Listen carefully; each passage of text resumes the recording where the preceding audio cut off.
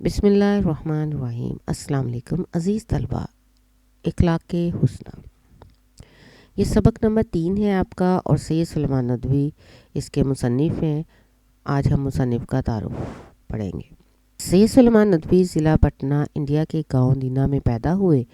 تعلیم دارالعلوم ندوۃ العلماء اعظم گڑھ، جسے علامہ شبلی نعمانی نے قائم کیا تھا، سے حاصل کی، اور اسی ادارے سے وابستہ اور علامہ شبلی نعمانی کے خاص تلامذہ میں شامل ہو گئے شاگردوں میں۔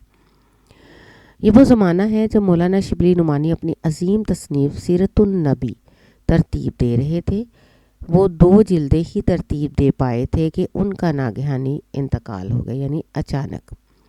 تو یہ فریضہ سید سلیمان ندوی نے اپنے ذمے لے لیا اور باقی ماندہ 4 جلدوں کی بطریق احسن تکمیل کی۔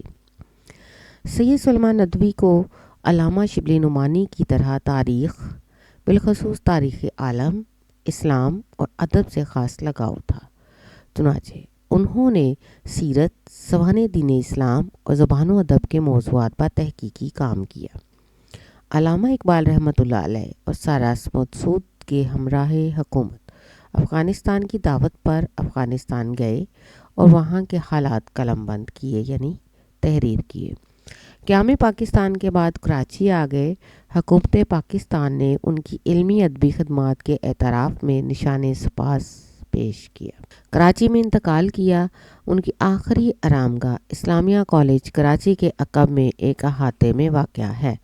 سید سلیمان ندوی کی تدفین کے وقت شام کے سفیر نے کہا تھا کہ ہم سید سلیمان ندوی کو دفن نہیں کر رہے، بلکہ انسائکلوپیڈیا آف اسلام کو دفن کر رہے ہیں۔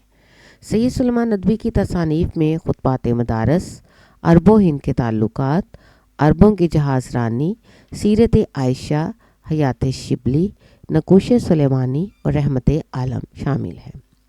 شامل کتاب اقتباس ان کی تصنیف رحمت عالم سے مستعار ہے، یعنی لیا گیا ہے، جس میں نبی کریم صلی اللہ علیہ وسلم خاتم النبیین کی صلی اللہ علیہ وسلم کے اسوہ حسنہ پر روشنی ڈالی گئی ہے۔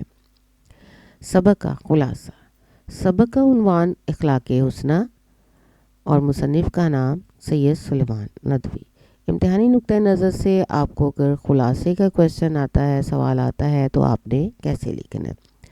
کسی نے ام المومنین حضرت عائشہ سے حضور خاتم النبیین صلی اللہ علیہ وسلم کے اخلاق کے بارے میں پوچھا، تو حضرت عائشہ رضی اللہ تعالیٰ عنہ نے کہا کہ جو کچھ قرآن میں ہے وہ حضور خاتم النبیین صلی اللہ علیہ وسلم کا اخلاق ہے۔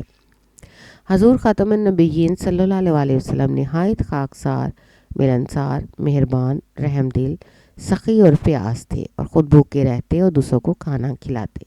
فیاضی اور دنیا کے مال سے بے تعلقی کا یہ عالم تھا کہ گھر میں نقد قسم کو کوئی چیز ہوتی تو جب تک اس کو خیرات نہ کر لیتے آپ کو آرام نہ آتا۔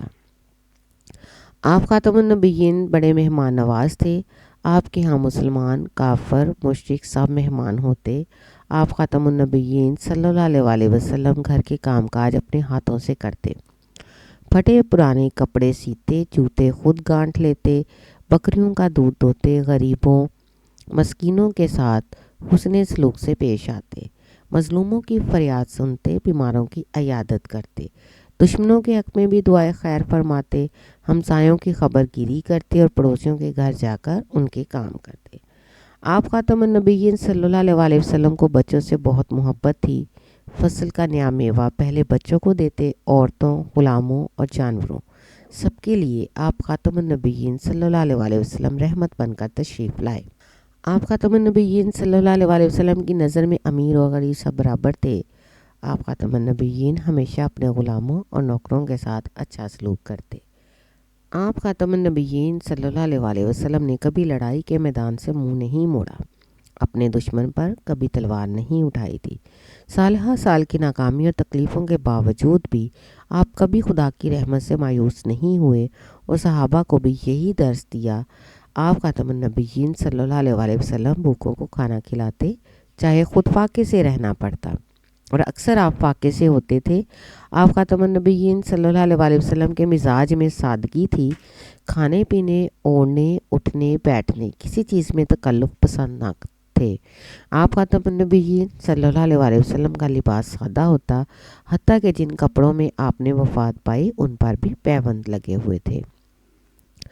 آپ خاتم النبیین صلی اللہ علیہ وسلم تن پروری اور عیش و عشرت کو پسند نہیں فرماتے تھے، صفائی کا خاص خیال رکھتے۔ آپ خاتم النبیین صلی اللہ علیہ وسلم زیادہ تر چپ رہتے، بے ضرورت بلا ضرورت گفتگو نہ کرتے، لیکن دنیا سے بے رغبتی کے باوجود بھی آپ خشک مزاج اور روکھا پن پسند نہیں کرتے تھے۔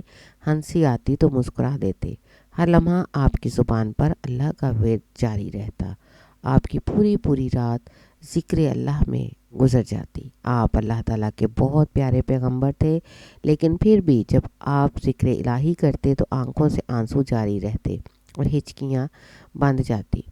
آپ صحابہ اکرام کو بھی یہی درس دیتے تھے کہ اپنی آخرت کا سامان کرو، کیونکہ وہ منزل بہت مشکل ہے۔ عزیز طلباء و طالبات، آپ کو سرمایہ اردو میں یہ لیکچرز جو ہیں آپ کو ویڈیو لیکچرز بھی مل جائیں گے، اور اس کے علاوہ آپ کو کتابی صورت میں سرمایہ اردو سے یہ سارے نوٹس بھی ریٹن فارم میں مل جائیں گے۔